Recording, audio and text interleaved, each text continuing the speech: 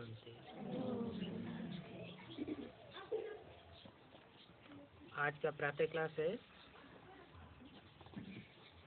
23 जून 1968।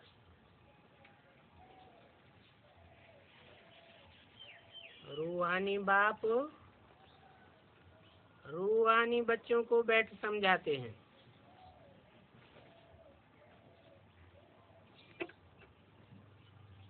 रूहानी स्टेज क्या होती है?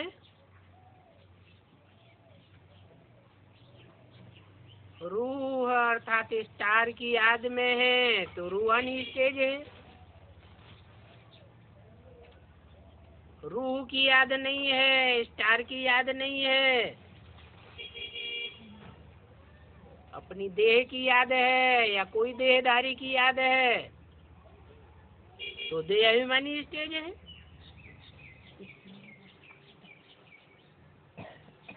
तो देह अभिमानी बच्चों को नहीं समझाते हैं। किसको समझाते हैं? जो अपन को आत्मा समझ करके बैठे हैं। और समझाना भी उनको होता है जिन्होंने कुछ कम समझा है।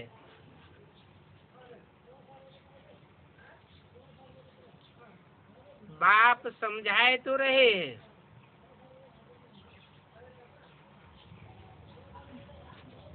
उस समझाने में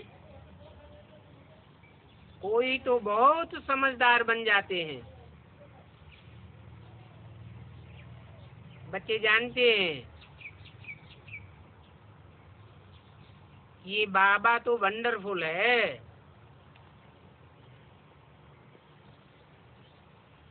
वंडरफुल नई नई बातें समझाता है।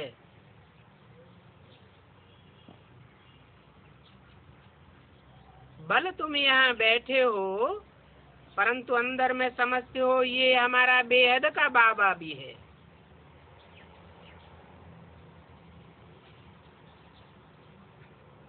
हद के बाबाएं तो 63 जन्म बहुत देखे। बेहद अर्थात 500-700 करोड़ का बाबा। ये बेहद का टीचर भी है क्योंकि हद की शिक्षा नहीं देते हैं, बेहद की शिक्षा देते हैं। हद की शिक्षा सिर्फ एक जन्म के लिए होती है और ये तो आत्मा के लिए शिक्षा है। आत्मा का कनेक्शन तो अनेक जन्मों से है, कोई एक जन्म की बात नहीं है। सारे सृष्टि चक्र का आदि मध्य अंत समझाते हैं।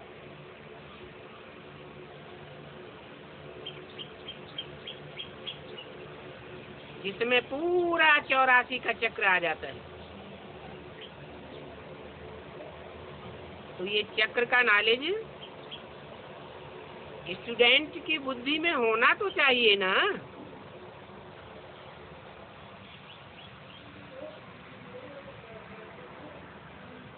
अगर स्टूडेंट की बुद्धि में ये चक्र का नॉलेज है तो बाप ऐसे स्टूडेंट्स को जरूर साथ में ले जाएंगे।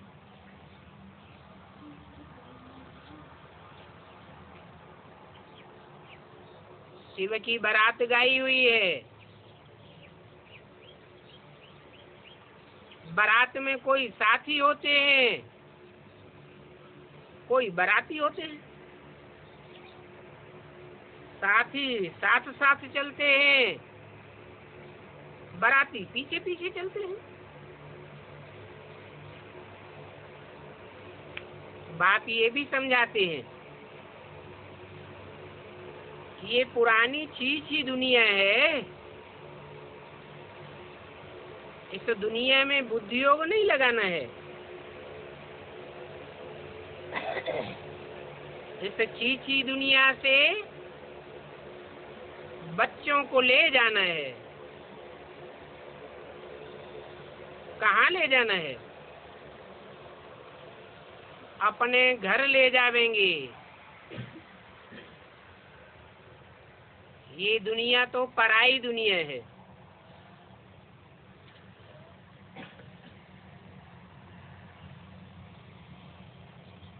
यहाँ तो रावण राज्य है, दुख की दुनिया है। बाप तो सुखदाता है, सुख की दुनिया स्थापन करते हैं।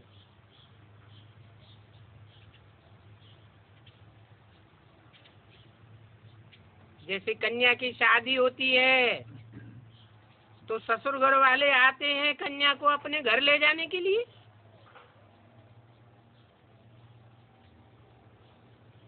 अभी तुम भी यहाँ बैठे हो। बाबा समझते हैं बच्चों को अंदर में जरूर आता होगा कि ये हमारा बेहद का बाबा है।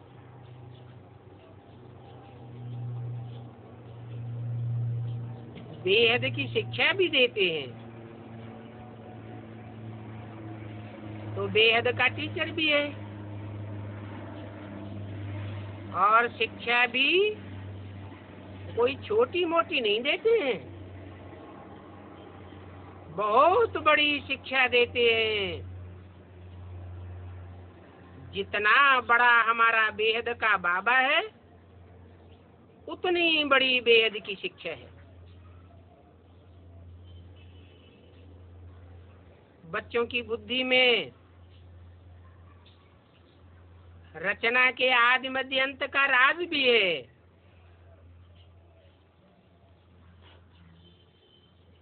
बच्चे जानते हैं कि बाप इस शीशी दुनिया से हम सभी को वापस ले जाते हैं। ये बात भी याद करने से याद हो जाती है। तुम ये भी जानते हो अच्छी रीति पढ़ने से फिर हम विश्व के मालिक बनते हैं। पढ़ाई में नंबरवार तो होते हैं ना।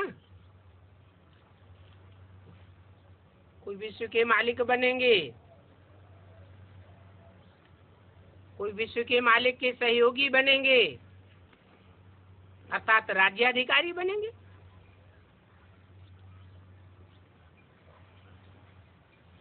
तो ये शिक्षा की बात तो जरूर बुद्धि में चलनी चाहिए। फिर भी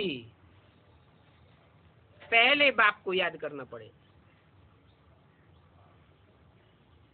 क्योंकि पहले तो बाप मिलता है, बाद में टीचर होता है। तो बच्चे जानते हैं ये हमारा बेहद का रूहानी बाप है। सहज याद दिलाने के लिए बाबा बहुत ढेर सारी युक्तियां बताते रहते हैं।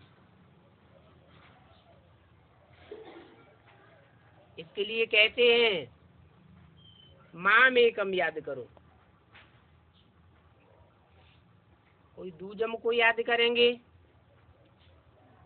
या अनेकों को याद करेंगे, या जैसे भक्ति मार्ग में सर्वव्यापी समझते चले आए हैं ऐसे याद करेंगे तो बुद्धि भटकती रहेगी। मन बुद्धि रूपी आत्मा का एकाग्र होना कठिन हो जाता है। अभी तो बाप कितना सहज करके बताते हैं, माम एकम याद करो। इसका अर्थ ये भी नहीं कि मुझे एक बिंदी को याद करो।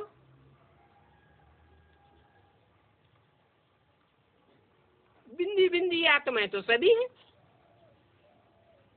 फिर कैसे पता चले कि हम कौन सी बिंदी को याद करते हैं? यहाँ तो बोलते हैं माम एकम याद करो, कोई दूजम को याद न करो। तो सिर्फ बिंदी को याद करने की बात नहीं है। बिंदी जो सुप्रीम सोल है, जो सदैव ही बिंदी है, कभी भी देहभान में नहीं रहती, उसका नाम ही है सदाशिव। तो कोई मुकर्रर रथ में आता है, एक ही मुकर्रर रथ है, उस इंडिविजुअल में याद करना पड़े, तब कहते हैं मामेकम याद करो। इस याद से तुम्हारे आधा कल्प के विकर्म विनाश होंगे।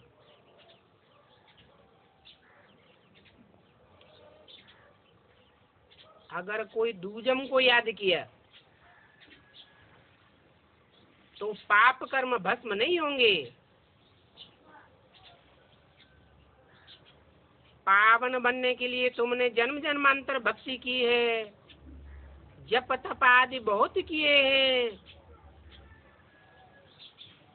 मंदिरों में जाते रहे, भक्ति करते रहे, और ये समझते रहे कि हम परंपरा से ये भक्ति करते आए हैं।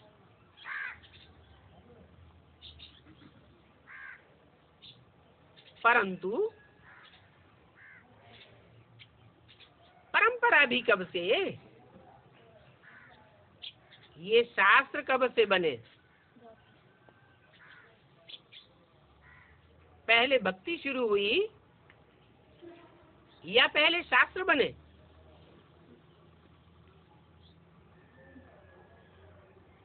कहेंगे दोनों परंपरा से। मनुष्यों को तो कुछ भी पता नहीं है, जानते ही नहीं कि सतयुग में शास्त्र की दरकार ही नहीं है। शास्त्र का तो अर्थ ही है शासन करने का विधान, और सतयुग में तो कोई अनुशासनहीन होता ही नहीं है। जब कोई अनुशासन ही नहीं है तो वहाँ ऐसा विधान बनाने की क्या दरकार? वहाँ कोई शास्त्र नहीं होता। जब आत्माएं कलाहीन होने लगती हैं, 16 कला संपूर्ण से आधी कलाएं ही रह जाती हैं, तब अनुशासनहीनता शुरू होती है। द्वैतवादी युग शुरू हो जाता है, दो मतें शुरू हो जाती हैं, दो कुल शुरू हो जाते हैं, दो राज्य शुरू हो जाते हैं, दो राजाएं हो जाते हैं। तब टकराहट होती है, अनुशासनहीनता बढ़ती है। इसलिए बाप बच्चों को समझाते हैं माम एकम याद करो। मुझे एक को याद करेंगे तो एक राज्य, एक भाषा, एक कुल, एक मत की स्थापना हो जाएगी।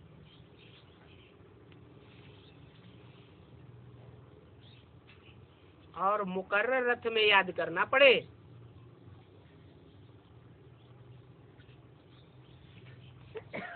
ऐसे तो ब्रह्मा के तन में भी आता हूँ, परंतु वर्षा देने वाले बाप के रूप में तो नहीं आता हूँ। किस रूप में आता हूँ? माता के रूप में आता हूँ। माता से कोई वर्षा थोड़ा ही मिलता है, जन्म मिलता है, परवरिश मिलती है, पालना मिलती है, परंतु माँ से वर्षा नहीं मिल सकता। तो तुम बच्चों को वंडर खाना चाहिए कि बाप बगैर ये बातें कोई भी समझा नहीं सकता। बाप ही सुप्रीम टीचर के रूप में हमें हर बात का हिज्जे हिज्जे करके समझाते हैं। और ये बाप भी है, टीचर भी है, सदगुरु भी है, सदगति करते हैं ना। एक होती है गति, एक होती है सदगति। आत्मा की गति होती है तो उसे दुर्गति थोड़ा ही कहेंगे। गति अर्थात आत्मा ऊपर की ओर जाए, ऊंची स्टेज में जाए, 5 तत्वों से परे की स्टेज में जाए, माने आत्मा की गति हो रही है। 5 तत्वों के आकर्षण से परे होते जाए, उसको कहते हैं गति। परम धाम में तुम्हारी गति हो जाती है। फिर जिनकी पहले पहले गति होती है, जो पहले पहले परम धाम में जाते हैं, उनकी फिर उसी नंबरवार जिस गति से गए हैं उसी नंबर में सदगति होती है। सदगति कहा जाता है सतयुग को। सत्य के युग में आते हैं तो वहां शरीर धारण करते हैं या नहीं? शरीर धारण करते हैं, लेकिन जो शरीर के 5 तत्व होते हैं वो सतो प्रधान होते हैं या रजो प्रधान या तमो प्रधान होते हैं? सतो प्रधान होते हैं, इसीलिए उसको सदगति कहा जाता है। आत्मा भी सतो प्रधान और शरीर भी सतो प्रधान मिलता है, उसको कहते हैं सदगति। तो बाप समझाते हैं, ये जो हमारा बाप टीचर सदगुरु है वो सुप्रीम है। दुनिया में कोई भी ऐसा नहीं है जिसका बाप टीचर सदगुरु न होता हो, परंतु हमारा ये वंडरफुल बाप ऐसा है जिसका कोई बाप नहीं, जिसका कोई टीचर नहीं। दुनिया में कोई भी मनुष्य मात्र नहीं है जो हमारे बाप को समझाए। बाप सबको समझाने वाला है, सबका टीचर है, लेकिन बाप को समझाने वाला कोई टीचर नहीं। वो सबका गुरु है, सबको सदगति देते हैं। कम से कम एक जन्म की सदगति तो सबको मिलती है। पहले जन्म में कोई को दुख नहीं मिल सकता। शरीर रहेगा लेकिन दुख नहीं भासेगा। मान लो क्राइस्ट की आत्मा आती है, द्वैतवादी युग में आती है, रावण राज्य शुरू हो जाता है, फिर भी जो भी क्राइस्ट जैसी नई आत्मा आवेगी वो पहले जन्म में दुख नहीं भोग सकती, इसलिए वो प्रवेश करती है, गर्भ जेल में नहीं आती। तो ये हमारा ऐसा वंडरफुल बाप है जिसका कोई माँ बाप नहीं, कोई कह नहीं सकता कि ये शिव बाबा किसका बच्चा है। ये तो सबका बाप है, उसका बाप कौन होगा?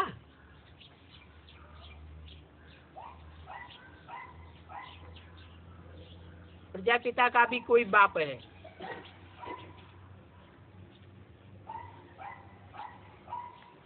लेकिन ये नहीं कहेंगे कि प्रजापिता का साकार में कोई बाप है। वो नई सृष्टि का बीज है।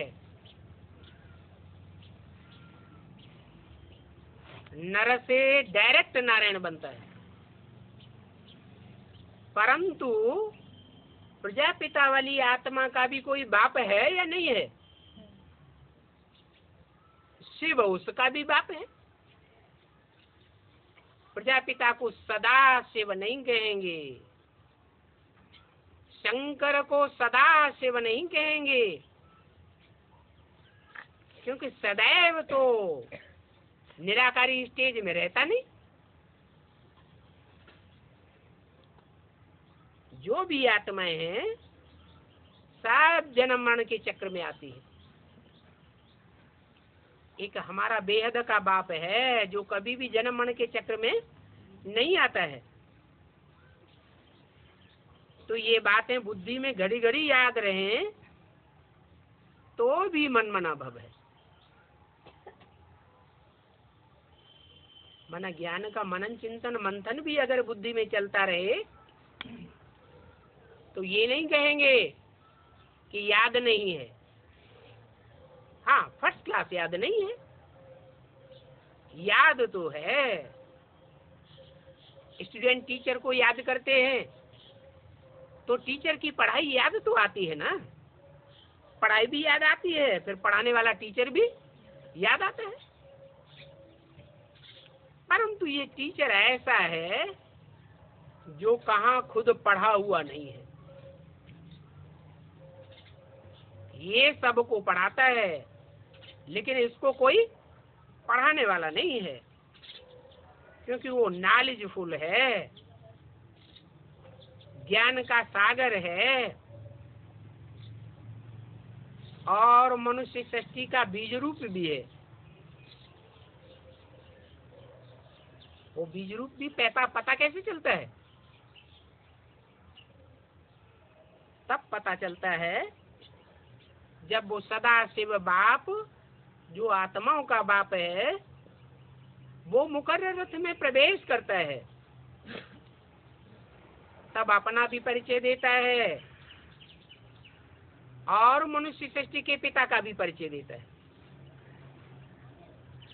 दोनों एक रूप बन जाते हैं, तब कहा जाता है चैतन्य है।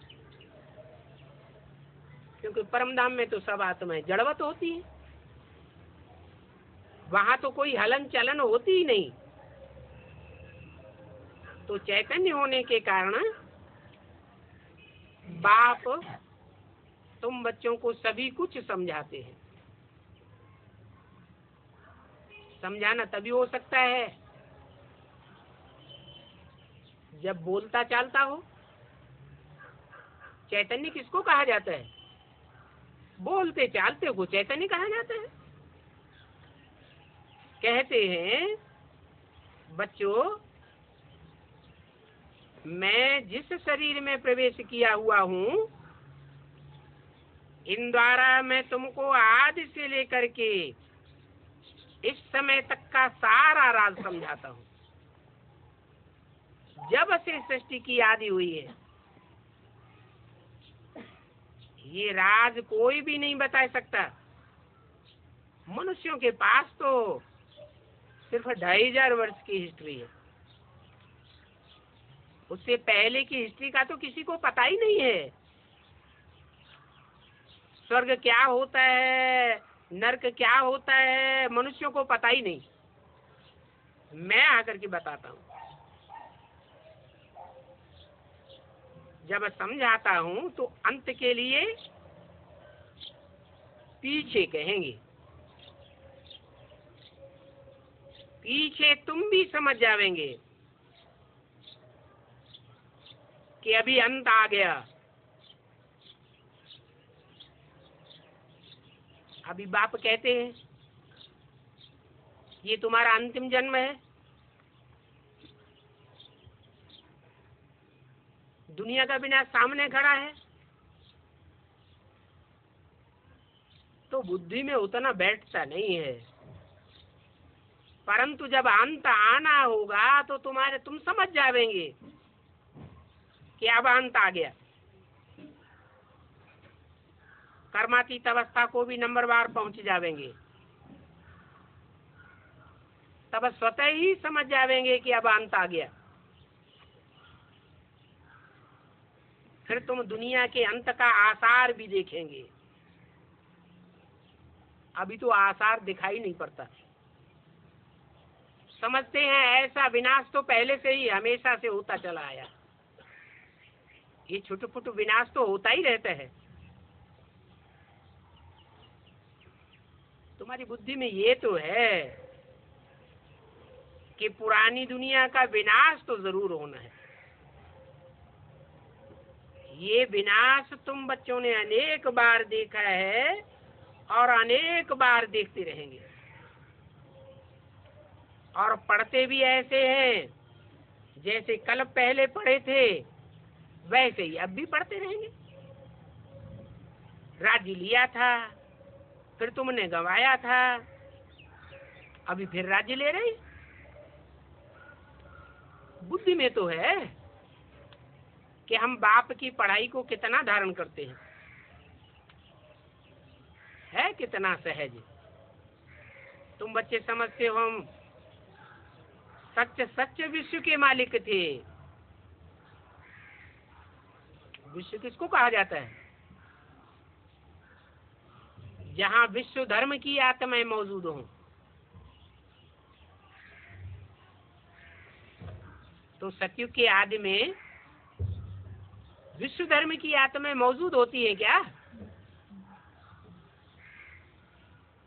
दुनिया का जब विनाश हो जाता है तो विश्व धर्मों की आत्माएं मौजूद रहती हैं क्या? है कि विश्व धर्मों की आत्माएं परमधाम वापस चली जाती हैं? रहती हैं?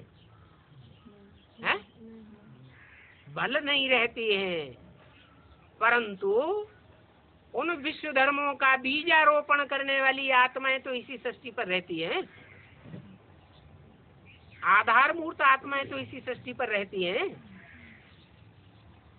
वो ऊपर से आने वाले दूसरे दूसरे धर्म की जो आत्माएं आती हैं वो प्रवेश किसमें करती हैं? यहाँ के देवताओं में ही प्रवेश करती है।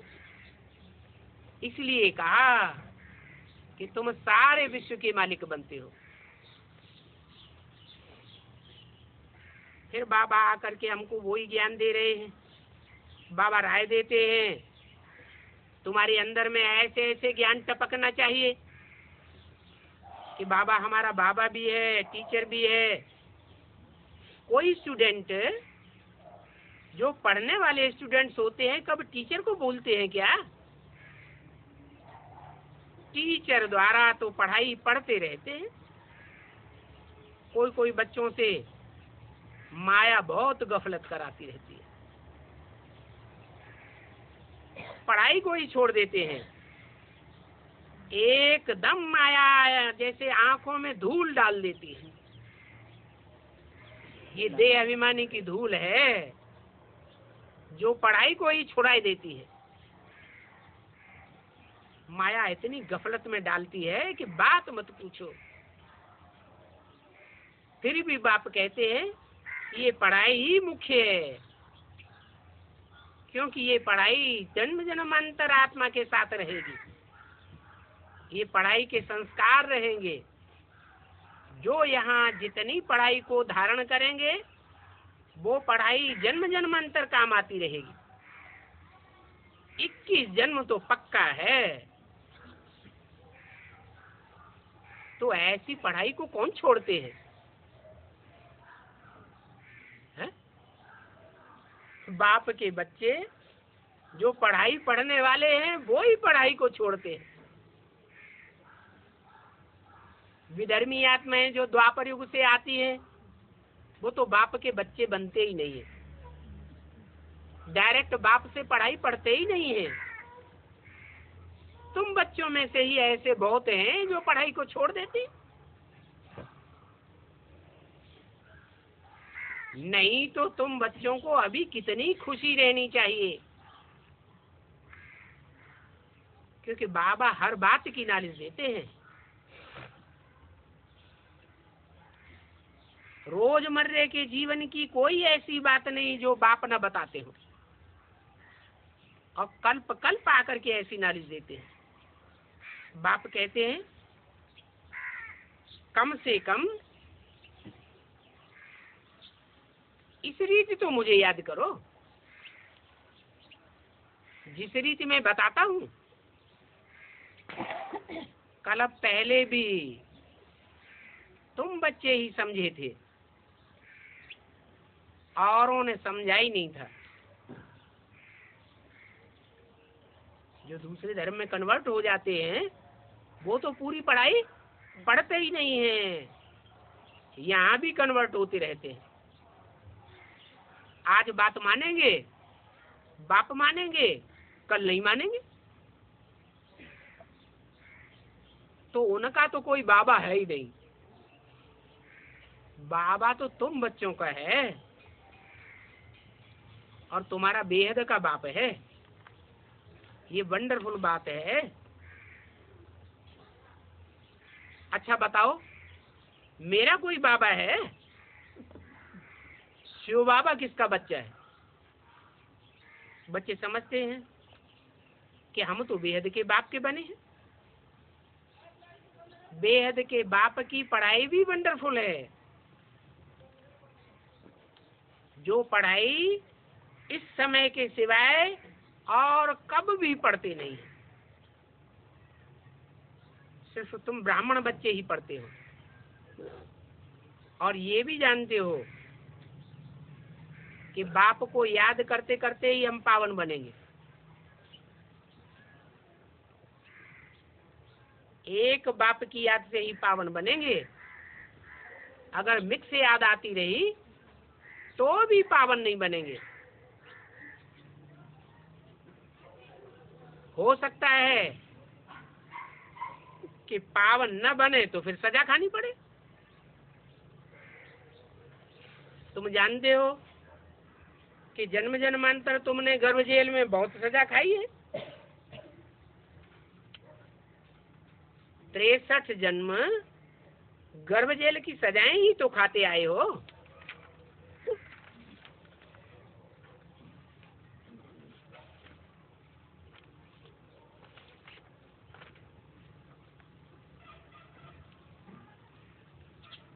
गर्भ जेल में बहुत सजाएं खानी पड़ती हैं,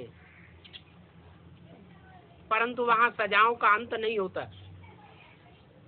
फिर भी कुछ न कुछ पाप कर्म रह जाते हैं जो अगले जन्मों में ट्रांसफर हो जाते हैं। 23 जून 1968 की वाणी का दूसरा पेज। वहां सभा बैठती है, सभी साक्षात्कार करते हैं, क्योंकि साक्षात्कार बगैर तो कोई को सजा दे ही नहीं सकते। पाप कर्मों का साक्षात्कार होता है। कौन से जन्म की बात है? संगम युग में ही पाप कर्मों का साक्षात्कार होता है कि ये पाप कर्म तुम्हारे रहे हुए हैं। याद से तुमने उन पाप कर्मों को काटा नहीं है तो साक्षात्कार जरूर कराते हैं। नहीं तो मुझ पड़ेंगे कि हमको सजा क्यों दिलाते हैं, ऐसी सजा हमको क्यों मिलनी चाहिए। अब बाप को तो मालूम रहता है कि इन बच्चों ने क्या क्या पाप कर्म किए हैं। तो साक्षात्कार के बगैर सजा देना ये कायदे के विरुद्ध है, ये कायदा नहीं है। आत्मा को बाप के सामने अपने पापों का अंजाम करना पड़े, स्वीकार करना पड़े कि हमने ये पाप कर्म किए और अभी भी ये पाप कर्म बकाया है। बाप साक्षात्कार कराते हैं, किसने यह पाप किया है, ये भूल की है। सभी प्रकार के साक्षात्कार करते हैं। उस समय ऐसा फील होता है जैसे कि इतने ढेर सारे जन्मों की रही हुई सजा हम खा रहे हैं। तो जैसे कि सभी जन्मों की इज्जत चली जाती है। अनेक जन्मों का साक्षात्कार हो जाता है। तो बाप कहते हैं, मीठे मीठे बच्चों, अभी अच्छी रीति पुरुषार्थ करना है। अच्छी रीति पुरुषार्थ करेंगे तो फिर सजाएं नहीं खावेंगे। बल स्वर्ग में तो सभी जावेंगे, पुरुषार्थ करने वाले बच्चे स्वर्ग में तो जावेंगे ना, परंतु वहां भी जाकर के नीच पद पाया तो इससे साबित होता है कि सजा खाई है। एक तो सजा भी खाते हैं, दूसरे पद भी नीचा हो जाता है। तो बाप कहते हैं अगर सजा खाई, यहाँ संगम युग में पुरुषार्थ कर रहे हैं, पढ़ाई पढ़ रहे हैं, पूरी पढ़ाई न पढ़ी, सजा खाई, तो वहां भी ऊंच पद नहीं पा सकेंगे, जन्म जन्मांतर का घाटा पड़ जाता है। तो तुम बच्चों को श्रीमत पर पुरुषार्थ करना है, अपनी मनमत नहीं चलानी है। इसलिए कहते हैं कि कदम कदम पर श्रीमत लेते रहो। ऐसा न हो कि मनमत के कारण अपने पाप कर्म बढ़ाते रहो। 16 कला संपूर्ण बनना है ना। कलाएं आत्मा की बढ़नी चाहिए या घटनी चाहिए। संगम युग में पुरुषार्थी जीवन तो है। अभी तो कलाएं बढ़ाने का टाइम है, अभी घटने का टाइम नहीं है। तो 16 कला संपूर्ण बनने के लिए याद की मेहनत करनी है, देखना है। हम कोई को दुख तो नहीं देते, सुखदाता बाप के बच्चे हैं तो सुख ही देंगे ना। रावण के बच्चे दुख देंगे, राम के बच्चे तो सुखदायी होने चाहिए। बहुत गुलगुल बनना है। ये तुम्हारी आत्मा की पढ़ाई बाप पढ़ाते हैं। आत्मा जो यहाँ पढ़ाई पढ़ती है, ये पढ़ाई तुम्हारे साथ चलेगी, जन्म जन्मांतर तक साथ चलेगी। ऐसे इस पढ़ाई के संस्कार अभी धारण करने हैं। ये तो जानते हो, हद की दुनिया में भी पढ़ाई से मनुष्य बैरिस्टर, इंजीनियर आदि बनते हैं। ये तो बेहद की पढ़ाई है। इस बेहद की पढ़ाई से तुम जन्म जन्मांतर के राजाएं बनते हो, राजघराने में जन्म लेते रहेंगे। तो ये बाप की नॉलेज बिल्कुल न्यारी है। मनुष्य जो पढ़ाई पढ़ाते हैं वो तो एक जन्म चलती है, वो भी कोई पक्का नहीं कि एक जन्म में ऊंच पद मिले न मिले। बैरिस्ट्री की पढ़ाई पढ़ने वाले सब थोड़े ही बैरिस्टर बनते हैं या जज बनते हैं। कोई बनते हैं, कोई नहीं बनते हैं। और वो पढ़ाई तो बहुत महंगी है, ये पढ़ाई तो बहुत सस्ती है, इसमें कोई फीस आदि देने की दरकार भी नहीं है। ये भी जानते हो कि ये पांडव गवर्नमेंट इनकॉग्निटो है, तुम्हारे सिवाय दूसरा कोई समझ ही नहीं सकता। इसलिए ये पढ़ाई वंडरफुल है। और ये पढ़ाई आत्मा ही पढ़ती है, गुप्त है, गुप्त है। ये पढ़ाई तुम ही पढ़ते हो क्योंकि तुम पांडव गुप्त हो, दुनिया नहीं जानती तुमको। हमारी आत्मा सुनती है, सुनती भी हमारी आत्मा है और फिर दूसरों को सुनाती भी है। बाप बार बार समझाते हैं कि बच्चे कभी पढ़ाई को छोड़ना नहीं चाहिए, एक दिन भी पढ़ाई मिस नहीं करनी चाहिए। कारण या कारण क्लास में नहीं जा सकते हैं, तो भी जहाँ टाइम मिले घर में बैठ करके मुरली तो सुन सकते हैं। परंतु माया ऐसी है जो बच्चों की पढ़ाई छोड़ा देती है। बाप कहते हैं ऐसे मत करो। क्या? अगर पढ़ाई छोड़ते रहेंगे तो इसका अंजाम क्या होगा? है? हाँ, पढ़ाई छोड़ते रहेंगे तो दूसरों के प्रभाव में आ जाएंगे, माया की चक्करी में आ जाएंगे, और मायावी मनुष्य अपने प्रभाव में चला देंगे।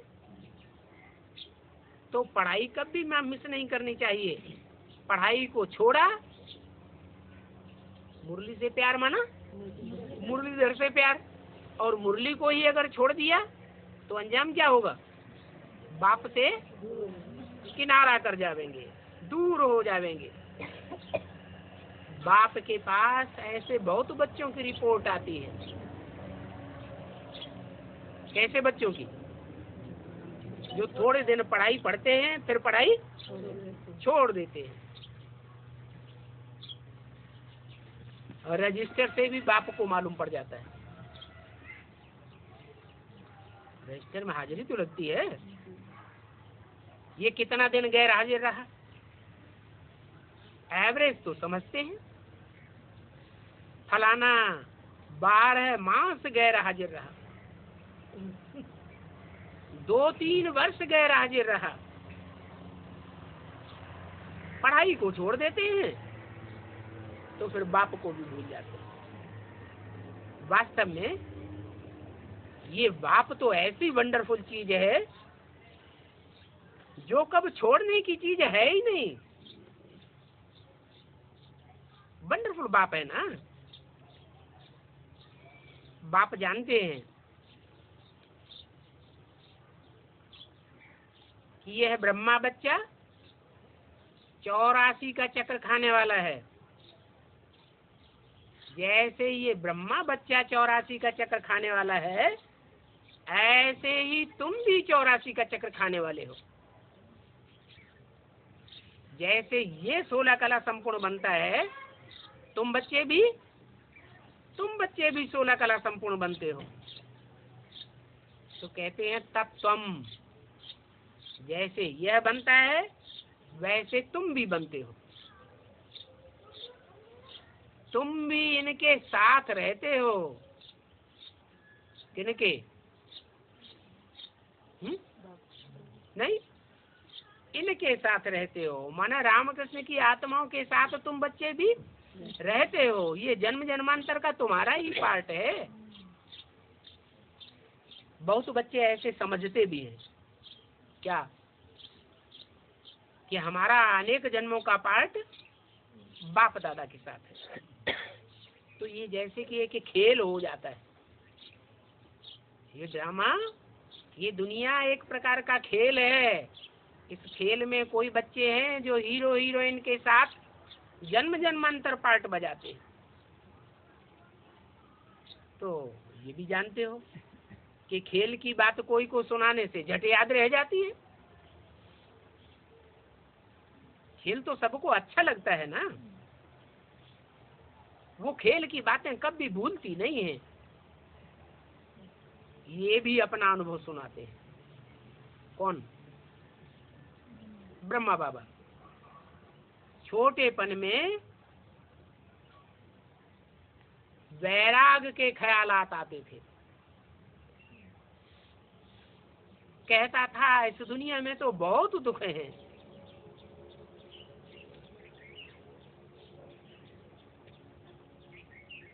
अभी दुनिया को दुखों को देख करके बाबा सोचते थे अभी हमारे पास सिर्फ 10,000 रुपए भी इकट्ठे हो जावे तो फिर 10,000 का 50 रुपया महीना ब्याज मिलता रहेगा। बस इतना ही बस है। ज्यादा ऐसे दुख की दुनिया में हम बुद्धि क्यों लगावें? फिर हम स्वतंत्र रहेंगे। ये घर बार संभालना, धंधा दौरी संभालना, ये सब पुरानी दुनिया के लोगों से संपर्क संबंध रखना, ये तो बहुत मुसीबत है। झूठी दुनिया है, झूठे लोग हैं। अच्छा, फिर बाबा ने एक बाइस्कोप देखा सौभाग्य सुंदरी का। बस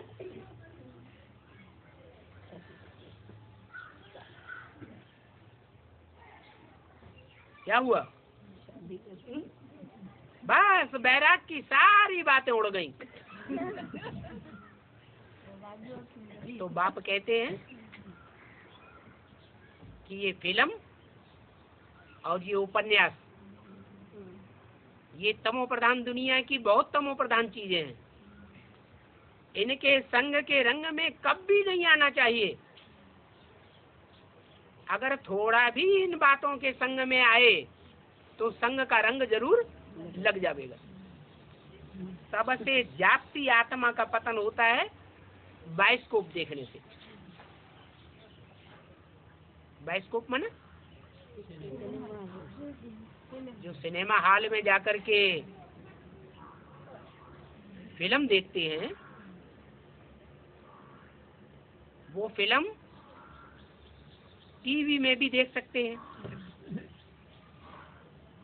टीवी में घर में बैठ करके देखेंगे तो वाइब्रेशन कुछ और होगा, और सिनेमा हॉल में जाकर बैठ करके देखेंगे तो वाइब्रेशन दूसरा हो जाएगा। क्योंकि वहां तो गलीज से गलीज लोग जाकर के बैठते हैं।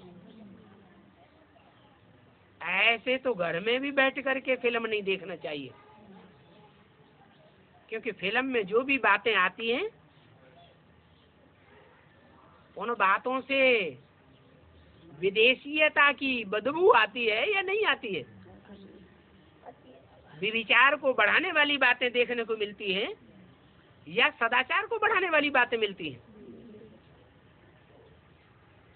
तो बाबा ने सौभाग्य सुंदरी का बाइस्कोप देखा, फिर ख्याल हुआ कि शादी करेंगे, यह करेंगे। एक ही थप्पड़ लगा माया का और सारी कला काया चट्ट हो गई। सारे वैराग्य के जो वाइब्रेशन थे वो सब उड़ गए। था तो गांवड़े का छोरा ना। तो अभी बाप कहते हैं, बच्चे ये तो सारी दुनिया नरक है। जैसे बाइस्कोप में गंदे वाइब्रेशन रहते हैं, वो तो उस समय की बात थी, और अभी तो ये सारी दुनिया नरक है। और फिर उसमें भी, इस नारकीय दुनिया में भी ये नाटक चल रहा है। ये नाटक भी नरक है। ये दुनियावी वाइब्रेशन, दुनियावी कथा कहानियां, दुनियावी जो सामाजिक दृश्य हैं, वो देखने से ही वृत्तियां खराब हो जाती हैं। टीवी में ऐसे सामाजिक सीरियल बहुत आते हैं ना। बाप कहते हैं इन सीरियल्स को भी अगर देखते रहेंगे तो भी वृत्ति खराब होती रहेगी। अखबारें पढ़ते हैं, उन अखबारों में अच्छी अच्छी माइयों के चित्र देखते रहते हैं, तो उस तरफ की वृत्ति तो जाती है ना। अब उन माइयों का जैसा जीवन चरित्र होगा वैसा उनको देखने से असर भी पड़ेगा। बुद्धि में आता रहता है, ये तो बड़ी अच्छी खूबसूरत है। ये दुनियावी खूबसूरती बुद्धि में तो आई ना। वास्तव में ये भी वैश्यालय के छी ख्याल आते हैं, विचारी बनाए देंगे। बाप कहते हैं ये वैश्यालय की दुनिया तो अब खत्म हो जानी है। ये वैश्यालय खलास हो जाएगा। वैश्यालय में वैश्याएं बहुत दुखी होती हैं, और दुखी कौन करते हैं? वैश्याएं दुखी होती हैं। वैश्याओं को वैश्या बनाने वाले तो लंपट ही होते हैं।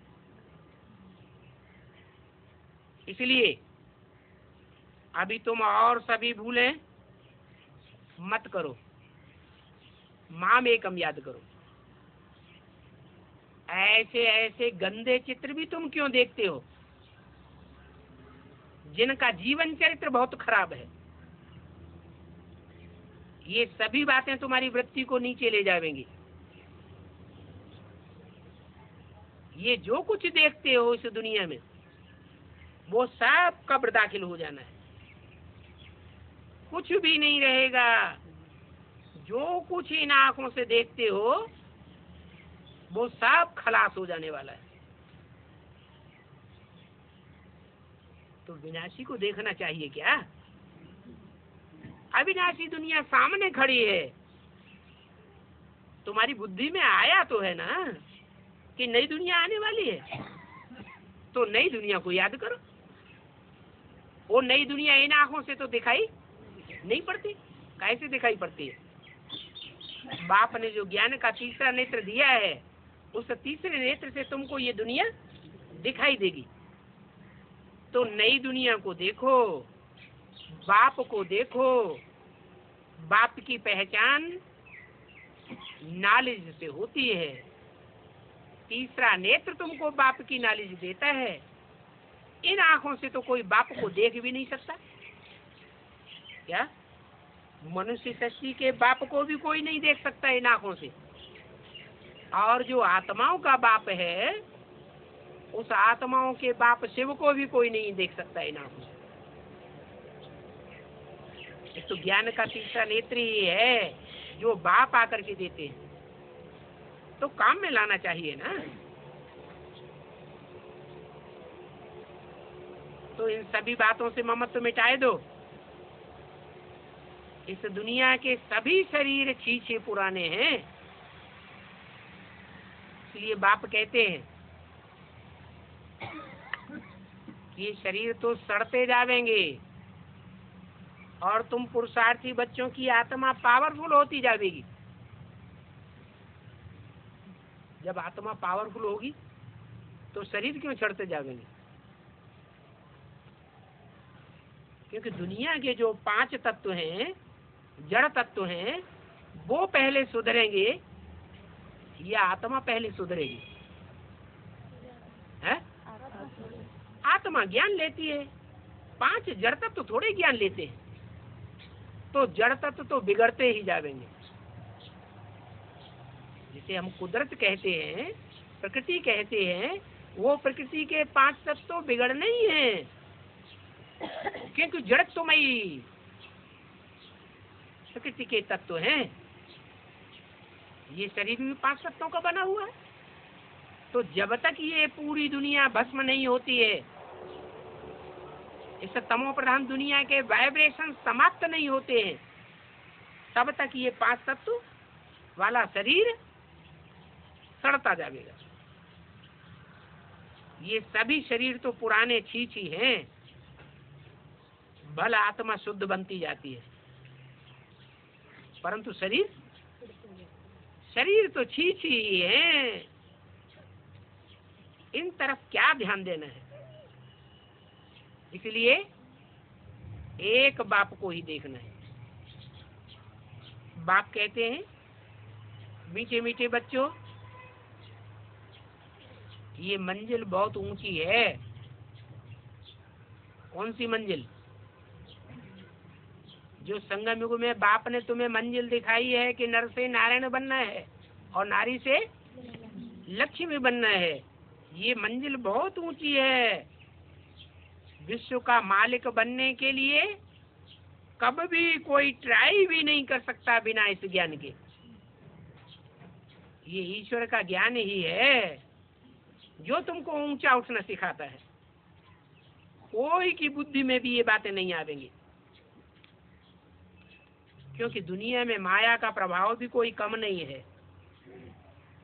माया बड़ी हरखण है। साइंस वालों की बुद्धि देखो कितनी चलती है। बुद्धिमानों की बुद्धि तो एक शिव बाप ही है, परंतु साइंस वाले क्या समझते हैं? वो समझते हैं हमारी बुद्धि से बड़ी बुद्धि और किसी की दुनिया में हो ही नहीं सकती। तुम्हारी साइलेंस की पावर नहीं, तुम्हारी साइलेंस की पावर है, उनकी साइंस की पावर है। वो बुद्धि के घमंड वाले हैं तो साइंस की पावर निकाली है। तुम्हारी आत्मा कोई देह अभिमान के घमंड में नहीं रहती है। सब चाहते हैं,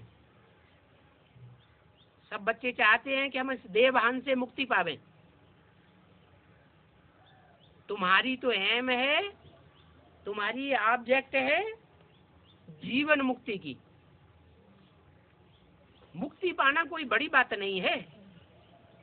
दुनिया की जो भी मनुष्य आत्माएं हैं, मनुष्य मात्र को मुक्ति मिलेगी, परंतु जीवन मुक्ति सबको नहीं मिलेगी। ये भी बाप ने समझाया है कि पहले तुम्हारे गुरु लोग सन्यासी थे, परंतु वो सन्यासी इस नॉलेज को नहीं दे सकते, क्योंकि ये नॉलेज तो तुमको कोई सन्यासी नहीं सिखाता है। बाप तो बेहद का गृहस्थी बन करके आया हुआ है और तुमको गृहस्थी जीवन की शिक्षा देता है। इसलिए तुम्हारे मनुष्य जीवन का लक्ष्य ही बताते हैं, नर से नारायण और नारी से लक्ष्मी। तो विवेक भी कहता है कि वो सन्यासी तो कोई को नहीं समझा सकते कि गृहस्थी जीवन क्या होता है। तुमको तो गृहस्थ में रह करके पवित्र बनना है। क्या ब्रह्मा कुमारियां सन्यासी है या गृहस्थी है? वो भी सन्यासी है। जो खुद ही सन्यासी है वो गृहस्थी जीवन का लक्ष्य कैसे दे सकते? बाप तो आकर के गृहस्थी जीवन का लक्ष्य देते हैं। तुमको लक्ष्मी नारायण जैसा पवित्र गृहस्थी जीवन बिताना है। साथ में रहते भी, साथ में सोते भी, खाते भी, खेलते भी, तुम पवित्र बन करके दिखाते हो दुनिया वालों को। सन्यासी तो ऐसा कर ना सके। तो तुमको गृहस्थ में रह करके पवित्र बनना है, राजाई भी लेना है। वो सन्यासी से ये बात कह ही नहीं सकते कि हम राजाई लेंगे। भक्ति में मनुष्य बहुत टाइम वेस्ट करते हैं। तुम भी समझते हो कि 63 जन्म भक्ति करते करते हमने कितनी भूलें की। भूलें करते करते हम कितने बेसमझ बन पड़े। ये है 100% बेसमझी का जीवन। ये भी जानते हो, ये लास्ट का 100% बेसमझी का जीवन है। बिल्कुल ही पत्थर बुद्धि बन पड़े। अंदर में आता है कि बाप जो नॉलेज देते हैं ये तो बहुत वंडरफुल नॉलेज है। इस नॉलेज से हम क्या से क्या बन जाते हैं। पत्थर बुद्धि से पारस बुद्धि बन जाते हैं। पारसनाथ का गायन है ना। कहाँ मंदिर है पारसनाथ का? है काठमांडू में पारसनाथ का मंदिर है। तो जहाँ यादगार है वहाँ वालों को तो ज्यादा याद होगा कि बाप हमको आकर के पत्थर बुद्धि से पारस बुद्धि पहले पहले बनाते हैं। जो ओटे तो अर्जुन का आ जाता है। अर्जुन पहला नंबर था या दूसरा तीसरा नंबर था? जो ओटे सो पहला नंबर। तो तुम बच्चों का खुशी का पारा बहुत चढ़ता है क्या कि पत्थर बुद्धि से पारस बुद्धि हम पहले बनते हैं। इतने पारस बुद्धि बनते हैं कि अंग्रेजों ने सारी दुनिया पर राज्य किया क्या, लेकिन नेपाल के ऊपर राज्य नहीं किया। कारण क्या? कारण है एक तो होते हद के नेपाली और एक होते हैं बेहद के नेपाली। नेपाली का मतलब ही है नई दुनिया की पालना करने वाले।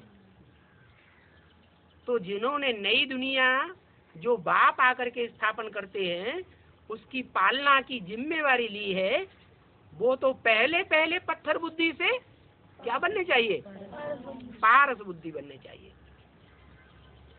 तुम जानते हो हम सतो प्रधान से तमो प्रधान में कैसे आए, फिर सतो प्रधान बनने के लिए बाबा हमको कितनी युक्तियां समझाते हैं, हमको समझाते हैं और धर्मों में कन्वर्ट होने वालों को नहीं समझाते।